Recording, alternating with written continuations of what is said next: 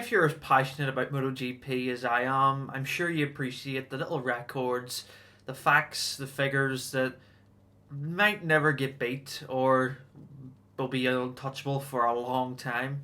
And this video is simply about 5 amazing stats, facts that might never be broken in Grand Prix racing again. So let's just start off with the most recent one. I think that due to competitiveness and how close MotoGP is now, which is a great thing, I don't think we'll see this record broken, and maybe till the next big generational talent or rule change is actually introduced, and that would be the 13 wins in a season for Marc Marquez. So that is the most in any season of Grand Prix racing, and it's a good thing that it won't be broke, because that tells us that the racing is really competitive.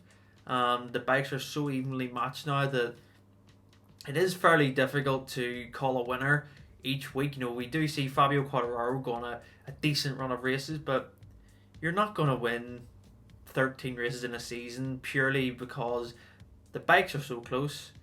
The tyres don't really allow the different manufacturers to gain. It's so level, and when you look at Marc Marquez done this in 2014, it was very much factory versus satellite, and now we don't have that. And yeah, it's a record I think will stand maybe for 20 plus 30 years. Who knows? You don't know where the next talent is going to come from, but that's number one. And then number two is the successive wins. So from 1968 through to 1969, from the West German Grand Prix in 1968 through to the Ulster Grand Prix in 1969 in the 500cc class, Giacomo Agostini won 20 consecutive races. Now, saying that, it is just completely ridiculous. 20 consecutive race wins.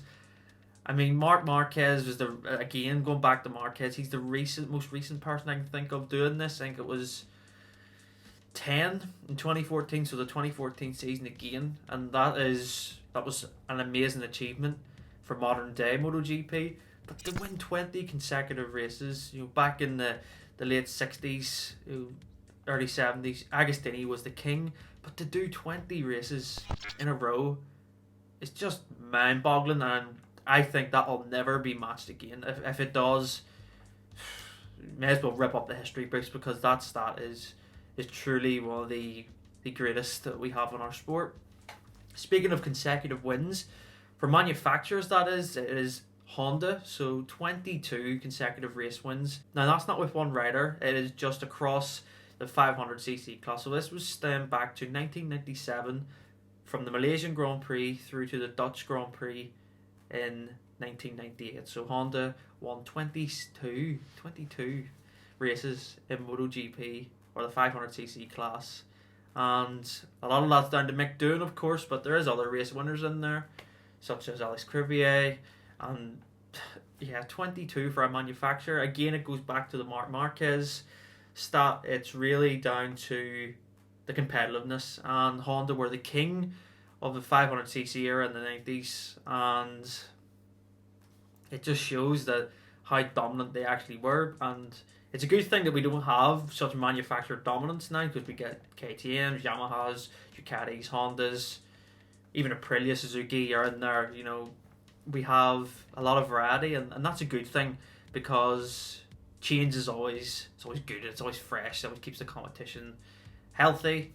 And then the last two we have are kind of similar in the sense that it'll be rare for one of these stats to ever be beat again, because the next one is Freddie Spencer is the last ever double world champion in the same year. So if you don't know, Freddie Spencer in 1985 won the 500cc class and the 250cc class in the same year. Now, obviously, rules now don't allow riders to race in two classes in the same season.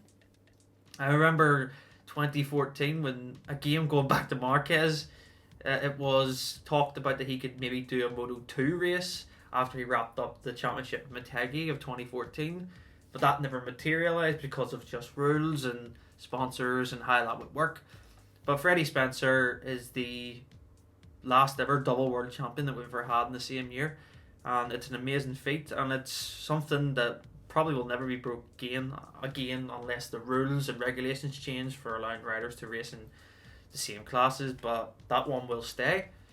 Then the next one is the last time a rider has won 2 consecutive world championships on 2 different manufacturers. So the last person to do this was Valentino Rossi. 2003 he won on the Honda, 2004 he won on the Yamaha, and then before that it was Eddie Lawson. In 1988 he won on the Yamaha, and then 89 he won on the Honda. So it's a stat that we could see broke or equaled. It's something that, depending on contracts, because we get such long deals now in MotoGP, it would take someone to really jump on a bike fast and get used to it, because it's so competitive. We've seen Jorge Lorenzo struggle jumping from Yamaha to Ducatis to Honda.